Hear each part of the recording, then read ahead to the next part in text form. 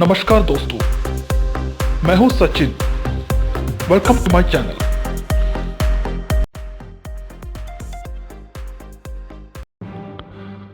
हमारा समाज धर्म में डूबा हुआ समाज है। A society absolutely steeped in religion. इसे समझने के लिए आपको कहीं और जाने की जरूरत नहीं है। मान ले कि आपको कोई इतना परेशान कर रहा है, लेकिन आप उस व्यक्ति के खिलाफ बात करने से डरते हैं। फिर मान लो कि वो तुम्हारा शासक है। He is the one ruling you. अगर कोई धर्म और रीति रिवाजों के खिलाफ बोलता है, हमारा समाज उसका कैसा स्वागत करेगा, वो कहने की जरूरत नहीं है। और क्या कहना है? अगर इधर का फंडामेंटलिस्ट किसी फिल्म या नॉवल के खिलाफ हो जाते हैं, हमने ऐसे नाटकों का परिणाम देख चुके हैं। मगर याद रखना, हमारे पास एक कॉन्स्टिट्यूशन है जो freedom of speech and expression guarantee देता है, आर्टिकल 19 के द्वारा। इस सब के बावजूद इस देश की स्थिति ऐसा है। दोस्तों, हम आने वाले 5 साल पर एक नजर डालते हैं। हम जानते हैं कि विज्ञान इन 5 वर्षों में बहुत प्रोग्रेस करेगा। कम्युनिकेशन, मेडिसिन जैसे सभी फील्ड में नई टेक्नोलॉजीज आएंगी। हमारे इंडिया भी इन सब में विकास को देखेगा। लेकिन एक समाज के रूप में क्या हम इंटेलेक्चुअली प्रोग्रेस कर पाएंगे? मुझे इस बारे में शक है मेरे दोस्तों। केवल इतना ही नहीं, बल्कि मेरा डर यह है कि एक समाज के रूप में हम पिछड़ जाएंगे। अगर हम अपने समाज को देखें तो हम एक बात देख सकते हैं, यहां धर्म और अंधविश्वास अधिक स्वीकृति और प्रशंसा प्राप्त कर रहा है। अगर ये चलता रहा तो हमारा देश जल्द ही रिलीजियसिटी और अंधविश्वास का कोलोसियम हो जाएगा। जब एनलाइटमेंट और रिनेसेंस के पहले यूरोप में क्या स्थिति थी, हम इसकी ओर बढ़ रहे हैं।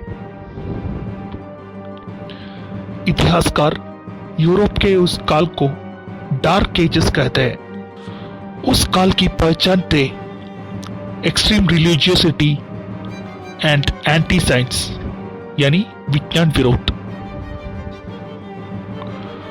उन्होंने क्रूरतापूर्वक उन सभी लोगों को दंडित किया या मार दिया जिन्होंने उनके विश्वास के खिलाफ बात की थी। अब हमारी देश की स्थिति से इनकी तुलना कीजिए। क्या हम यहां किसी धर्म या अंधविश्वास के खिलाफ कुछ बोल सकते हैं?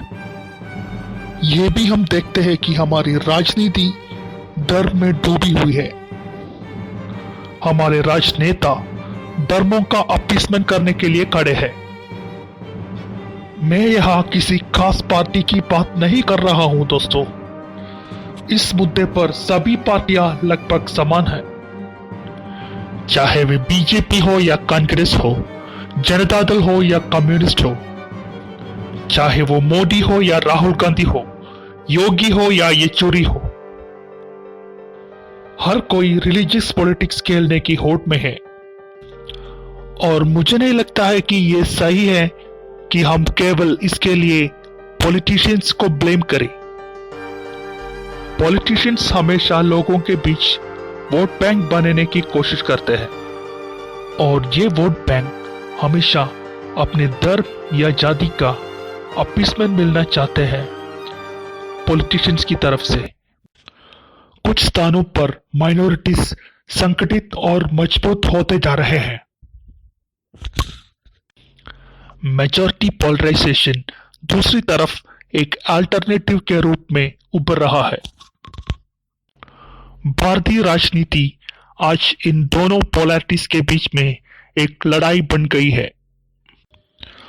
जो भी इस लड़ाई को जीतता है, आखिर में यह हमारा इंडिया है जो फेल हो रहा है। एक्सट्रीम रिलीजियोसिटी और एक्सट्रीम नेशनलिज्म एक देश को पीछे की ओर कैसे धकेल सकते हैं, इसके कई उदाहरण हैं। ईरान, हम जानते हैं कि 1979 की इस्लामिक रेवोल्यूशन से पहले ईरान कैसा था। ईरान ने थार काल के शाह के शासन में कई सुधार किए।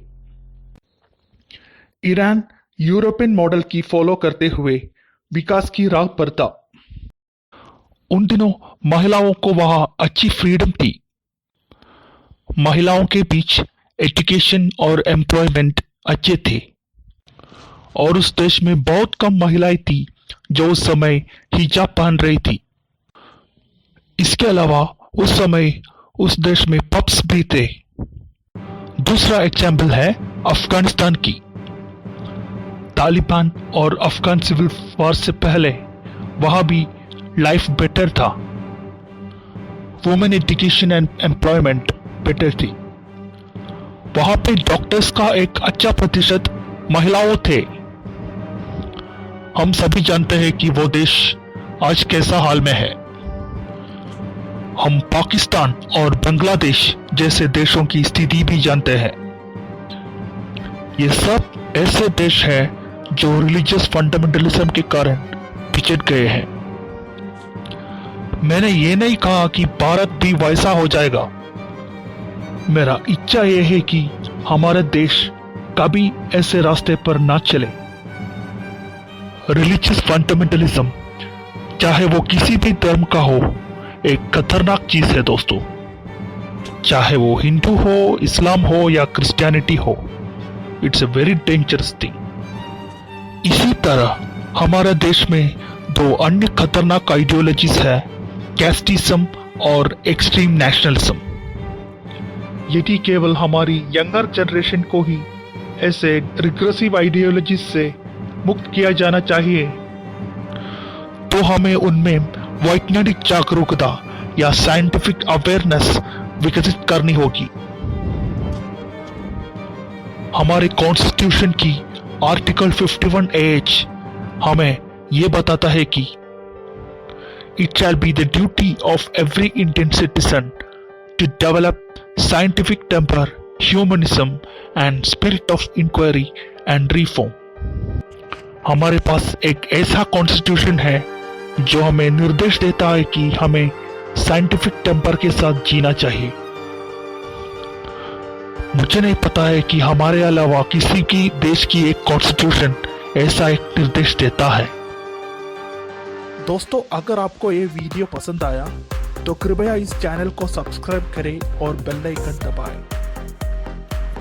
जैसे कि मैंने पहले कहा, इस चैनल के वीडियोस में आपको इस दुनिया के अपने व्यक्तिगत दृष्टिकोण को बेहतर बनाने में मदद करेंगे।